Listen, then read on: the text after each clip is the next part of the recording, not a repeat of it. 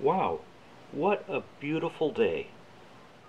You know what I think? I think we should head out to the park and see what we can see. What do you think? Let's go.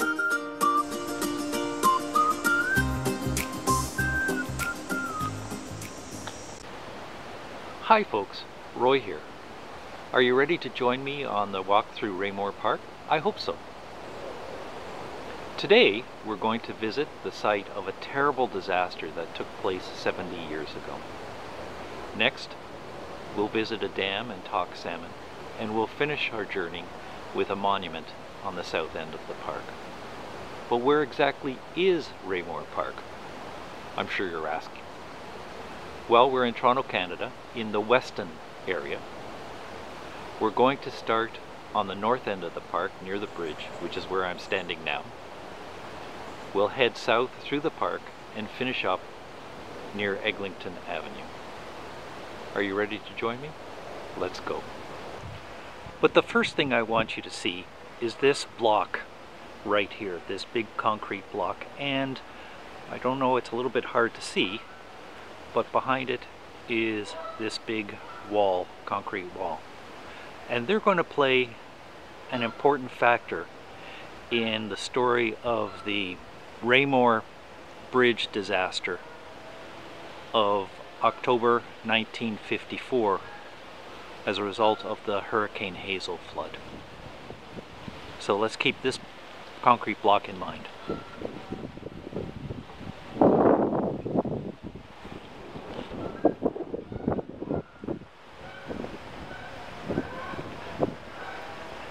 Geese are active today.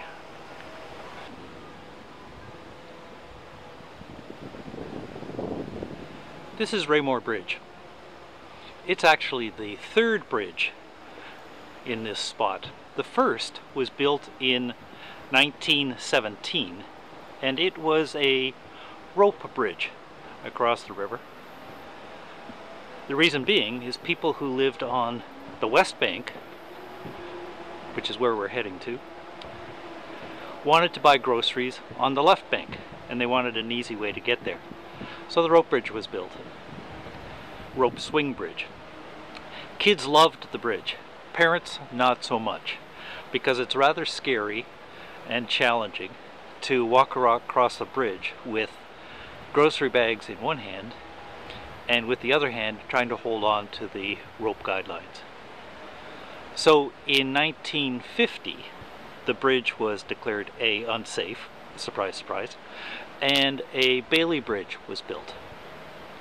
Now a Bailey Bridge is an inexpensive flat deck bridge meant for going across rivers. And it lasted until October 1954 when it was destroyed by Hurricane Hazel, which we'll talk about in a minute. And then finally this bridge here was built in 1995. And as you can see, it's still standing and still doing quite well. Taggers love it with their graffiti.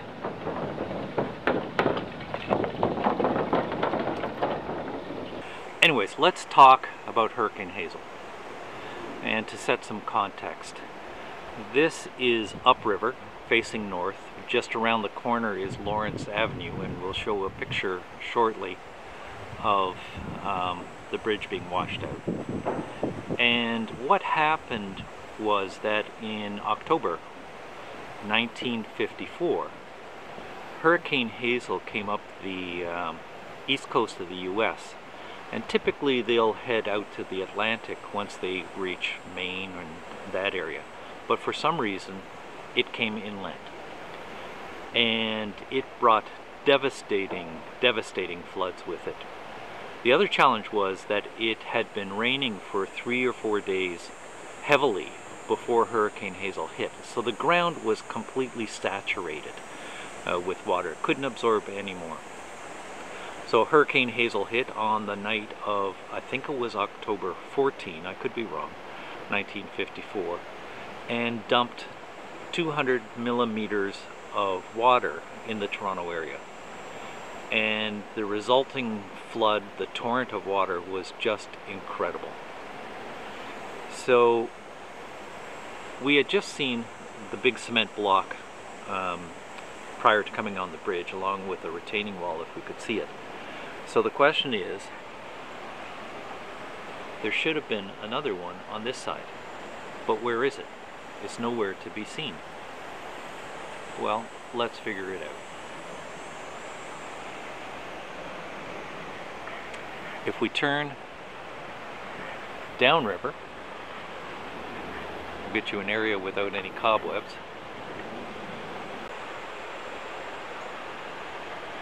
So here we see the abutment sitting in the middle of the river. And you'll notice all of those branches and tree trunks sitting on top of it. That's a result of a major flood we had about, storm we had about a week ago. And it's actually going to give a good example to our story. So in October 14, 1954, the flood came down the river.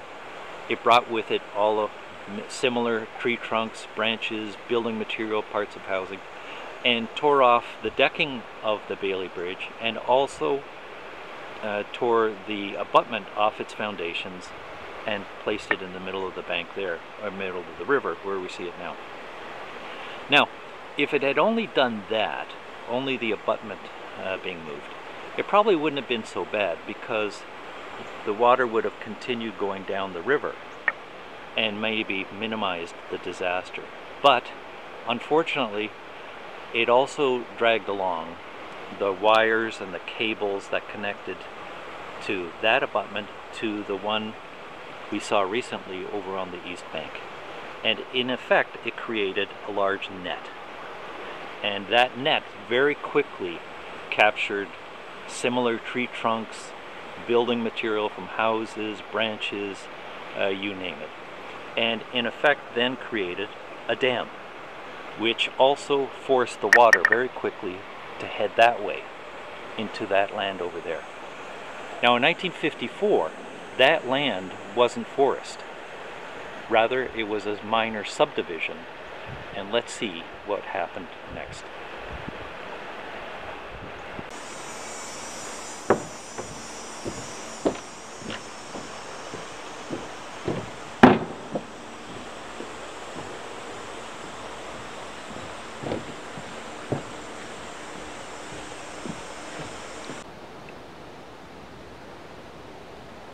So here we are at Raymore Park proper. And here we see all forest land, but as we've just noted, in 1954, this was a minor subdivision. So let's set the scene.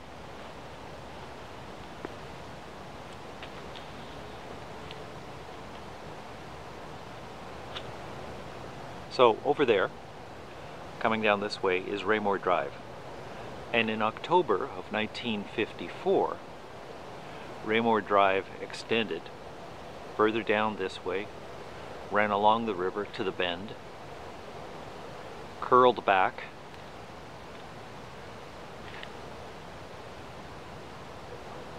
and came out about 100 meters that way,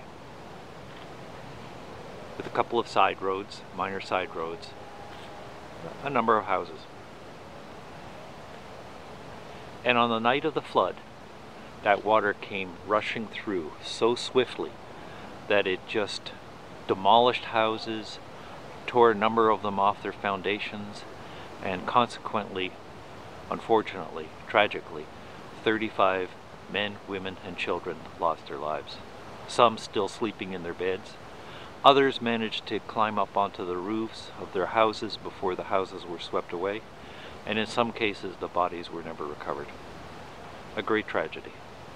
However, like many things, good sometimes comes out of bad.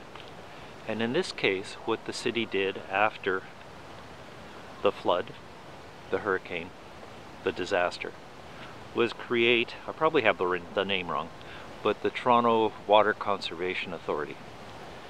And they set up a number of floodplains across the city, this being one of them, so that when a flood does come, and it comes fairly frequently, especially in spring runoff, all of this land over here gets flooded, but very quickly dissipates, and we don't have a repeat of the disaster we had in 1954. The bonus being that we also got an awful lot of parkland for all of us to enjoy. And what a wonderful parkland it is too. Originally, all of this land along here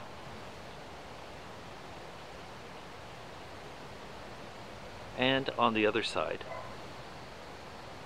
was all grass. But about 15 years ago or so, the city made a decision to let it go back to nature. And I'm certainly glad that they did, as it brought back a lot more wildlife. We commonly see a lot of, not a lot, but deer roaming through. I've seen a couple of times coyotes. Don't feed the coyotes. Once one of the coyotes was being chased by a rather large dog through the field over here in the spring when the grass was a lot lower, with the dog's owner yelling furiously after the dog, "Thor! Thor! Come back here, Thor!" I guess he didn't want a tussle between a coyote and a dog. Not sure who the winner would have been. Fortunately, the dog did eventually listen, In addition, if you're up early enough in the morning, just after sunup or just after the sun comes across the valley walls, you'll see right where the grass borders on the scrubland, you'll often see rabbits. And they sit maybe every 100 feet apart or so. I don't know if they're territorial or what have you, but they seem to be very evenly paced, just enjoying the morning sun, warming up a little bit before they go on their day. Of course, with the advent or the return of coyotes and the hawk population, we don't see that many rabbits anymore.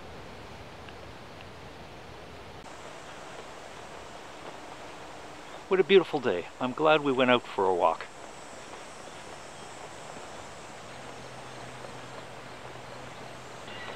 Number of flowers here. I originally thought they were dandelions, but they're not. They almost look like buttercups, but I'm really not quite sure what they are.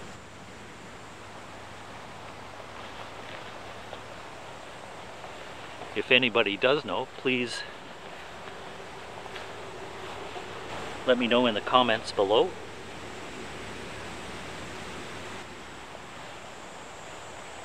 I certainly don't claim to be a botanist of any sort, so I'm sure you'll be able to lead me in the right direction.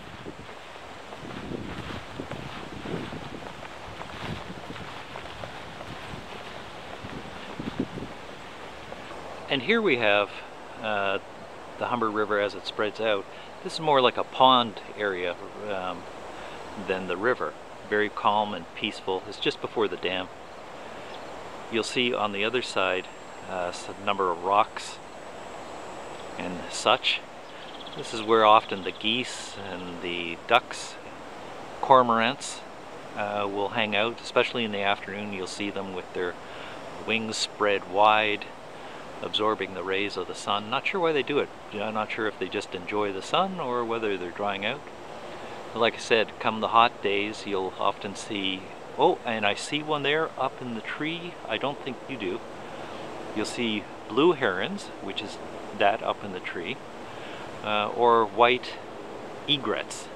Not sure I know the difference between an egret and a heron. I think they're the same thing, they just call them different things. So like I said, you'll see ducks and geese and you name it. They hang out around here. I wonder why they don't have a job. Also, I'm not sure if you can see it, but there's the remains, all those sticks and small logs. Those are the remains of a beaver hutch, or hut, or something, that had been set up a number, probably 6 or 7 years ago. But the city conservation people are really good at grabbing the beavers and taking them north. They cause a huge amount of damage. They're lovely creatures to see and appreciate, but they do huge amounts of damage as you go around. For example, you can see here, they've got the wire mesh around these trees. Not so much anymore because the beavers have been pretty well cleared out. But the beavers would come in at night and just cut down 3, 4 of these trees at one fell swoop, drag them to the river and form their dam. So it took a while to take care of them. Let's carry on.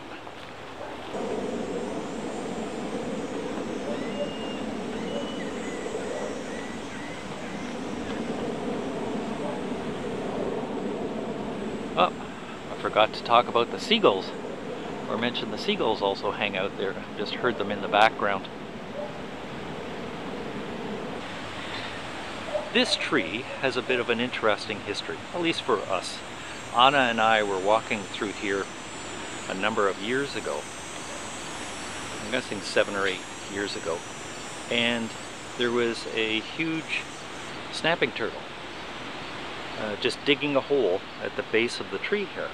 Huge, by maybe a foot across or so. She. Because after the hole was dug, she laid plop, plop, plop, plop a number of eggs and then covered up the hole and wandered back to the river just over here. Now, we never saw the eggs hatch, but we did see one day the hole opened up and a lot of broken open eggs. So we're assuming that they did hatch and were able to walk back to the river, and hopefully some of them enjoyed a good life.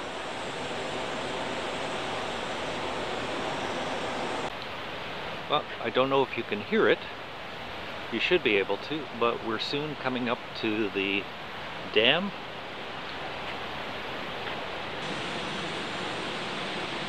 And this is one of the many dams that they put up on the Humber River over the years to be part of that water conservation and management system.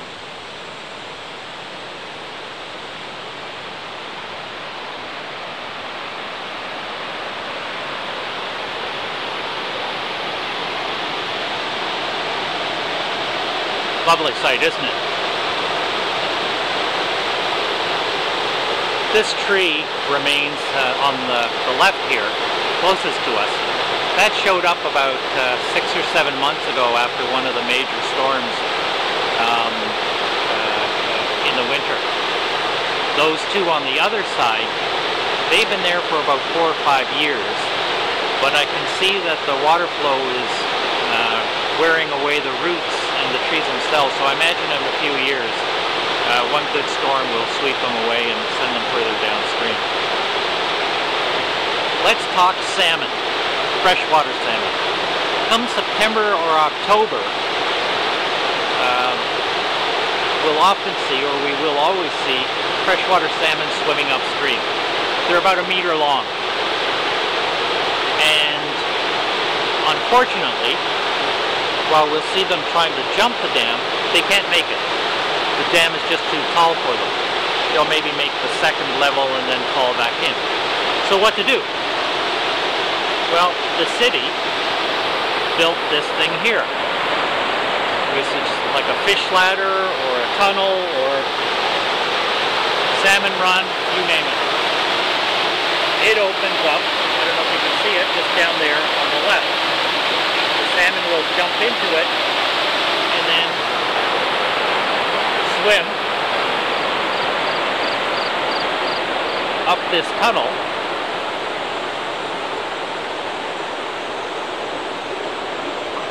Amazing how just a few meters away from the dam, how much quieter it gets, yes? And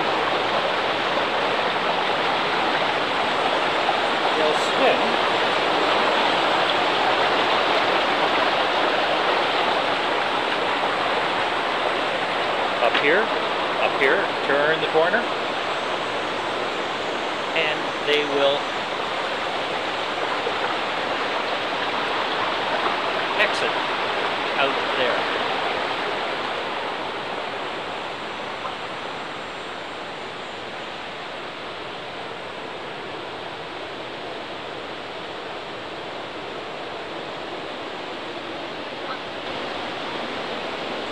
There's the exit here, and after that they'll just start heading north to spawn.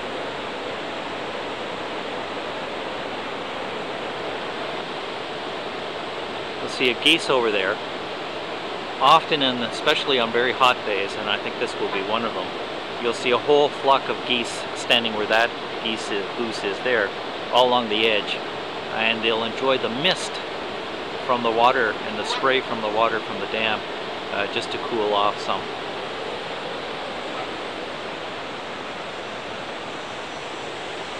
So back to our salmon. You'll notice the grate here is got narrow openings.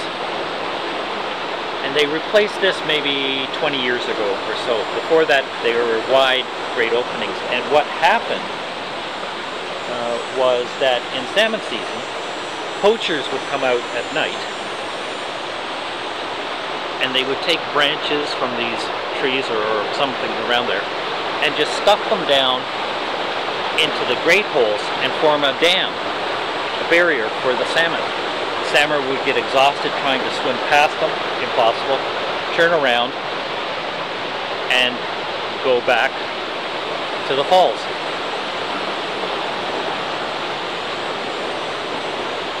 This was told to me by a city conservation authority, park ranger, I don't know, I'm not sure what you call him. And he said there were two types of poachers. First were Eastern European, and what they would do is squeeze the eggs out from the female salmon, take them, dye them black with squid ink, not sure if they added salt or not, and then sell them as Caspian Sea black caviar at outrageous prices. So the other group were poachers, were fishermen. And the thing to know is that trout love salmon eggs. They're addicted to them. It's like a crack cocaine for them, I think. And so they would take the salmon eggs and then either sell them illicitly in stores or sell them to their friends or just use them themselves as bait. So, but with the putting down of the new grate, that eliminated all the problems with the poachers.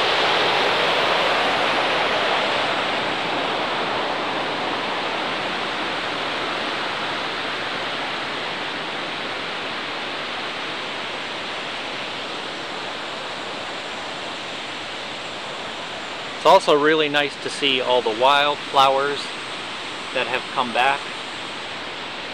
Again, I have no clue what these are, these purple flowers. We've got these red ones. I've seen people take them sometime. I understand they make tea or some sort of something out of them. Not sure whether they take the red flower or the leaves, but they do grab them. And here we have some more. Nice to see.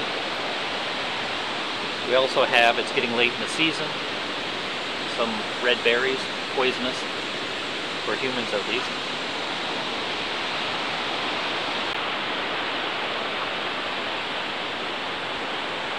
Like I said, the city has done just a marvelous job at bringing things back to nature. I think they did it for a couple of reasons, really. First off, it's the right thing to do. And bringing the natural habitat across and back to snuff. But the other reason, quite frankly, was more practical. They don't have to spend the money mowing the fields if there's nothing to mow. So I can understand their reasoning for that. But look here, look behind me.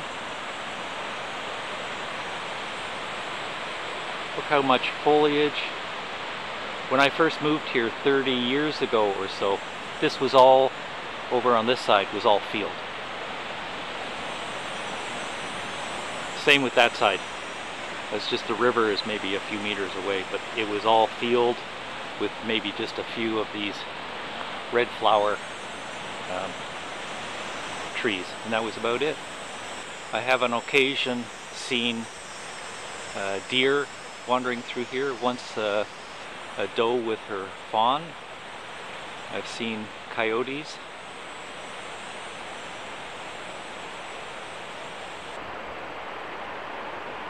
This here is what my wife and I call Turtle Bay. And why is that? Well, if you use a very active imagination, you can kind of see that the land inclines a bit here, or concaves a bit, making almost a bay.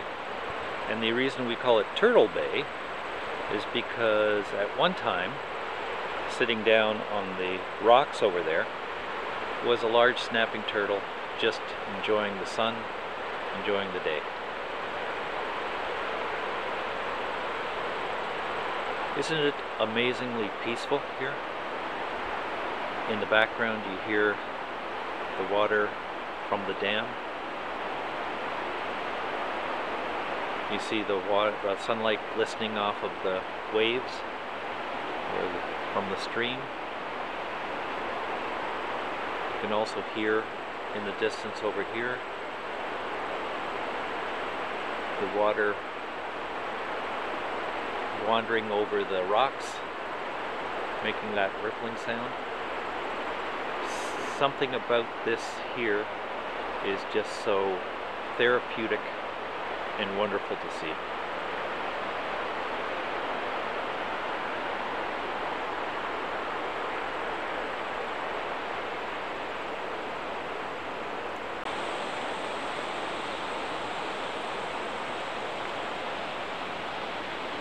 I can't tell you how many times we've walked this walk and come back to our condo just totally refreshed and relaxed.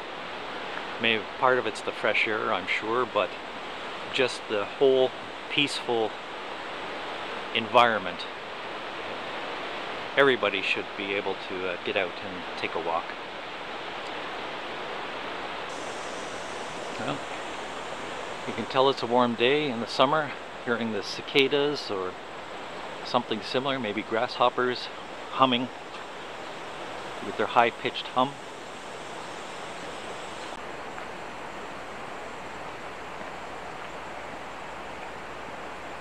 And here we're coming to the end of Raymore Park itself. We're now on the other side of the valley,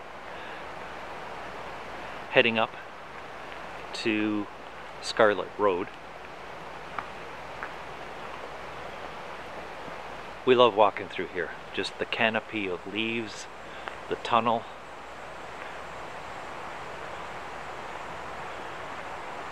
Very romantic. So like I said, we're leaving the valley. If I live here, does that make me a valley boy? I'm not sure. I hope not.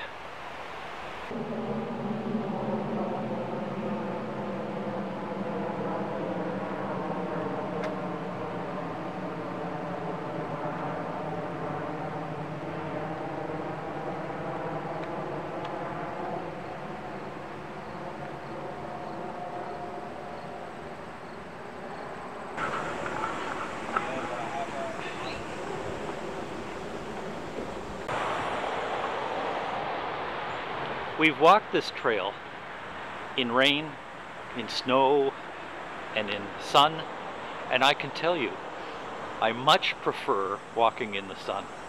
Now, having said that, 2024 has been a really bizarre summer.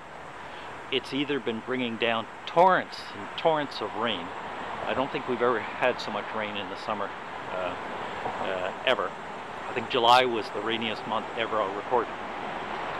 Or it's been incredibly hot. 40 degrees, 42 degrees with the humidity. Anna insisting, correctly so, that I bring a jug of water with me when we're going out for a walk. And I could tell you, usually on those days, that water jug is empty by the time we get home. But still, it's worth it.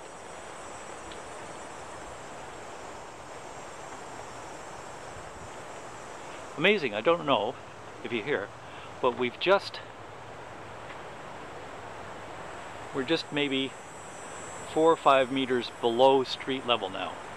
Incredibly how much more quieter the traffic noise is just with that slight dip in the road. The river is just maybe 10-15 meters that way. You can, if the sound pickup is good, you can hear it in the background.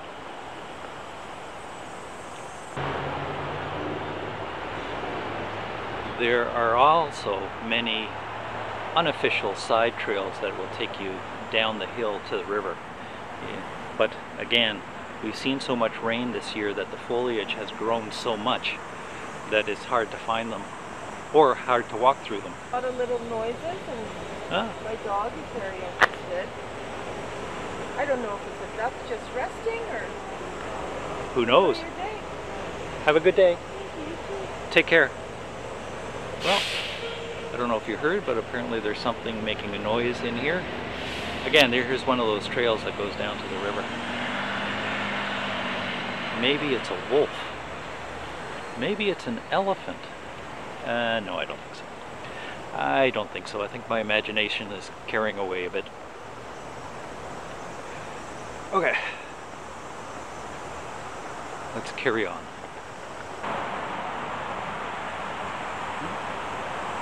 Another side trail with a squirrel carrying something away with him.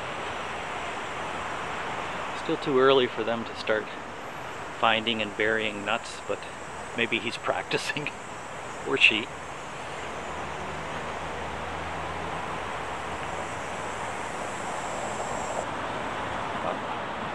Coming back up to street level, and you can hear motor vehicles and dump trucks. Like most northern cities, you have 2 seasons, winter and construction, road construction season.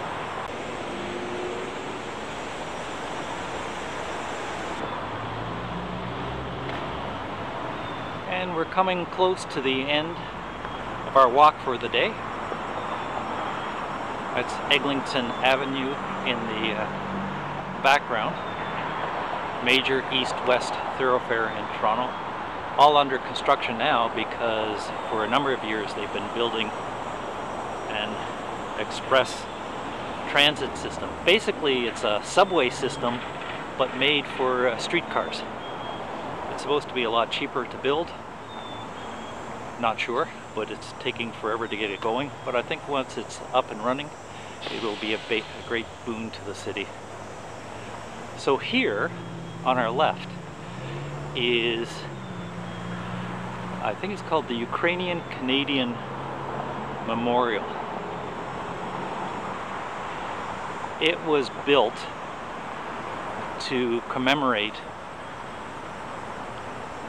those Ukrainians of Canadian heritage who died in various wars that Canada participated in.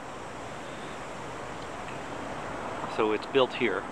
Not quite sure, or I wasn't sure as to why they picked this spot, but apparently there's no real logical reason other than the fact that there's a huge Ukrainian diaspora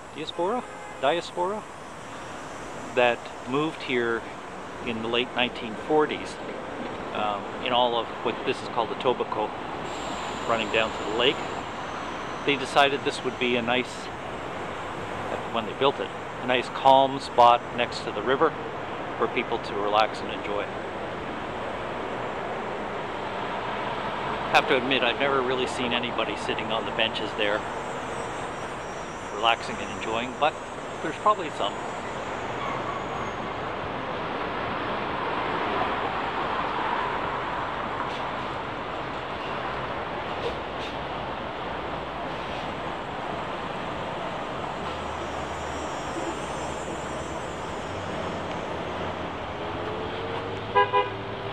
And here we are, come the end of our walk today.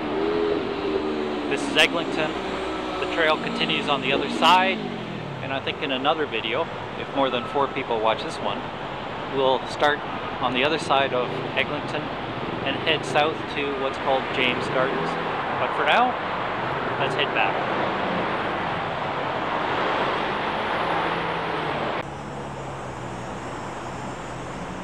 I think somewhere along the way, I walked through a bit of a cobweb. Hopefully no spiders. But there's been a few threads.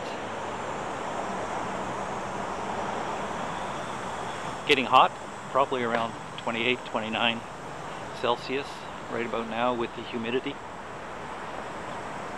If you've ever been to Toronto in the summertime, you do indeed know how humid it can get. Probably part because of Lake Ontario to the south, but I imagine all the greenery in Toronto certainly adds to that humidity level. Not that I'm complaining about the foliage and the greenery. I've seen other cities which are just bare concrete, desolate areas, and I would much prefer this.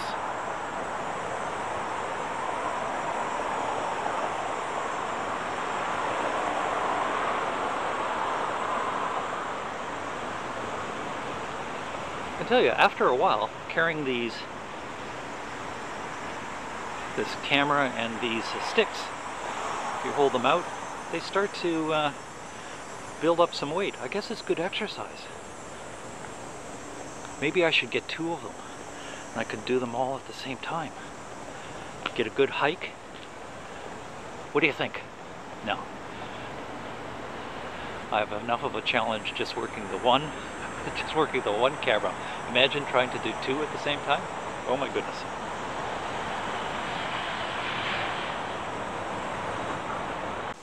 Well, my friends, that's it for today's video. I hope you enjoyed getting out and about with me as much as I enjoyed taking you. See you next time.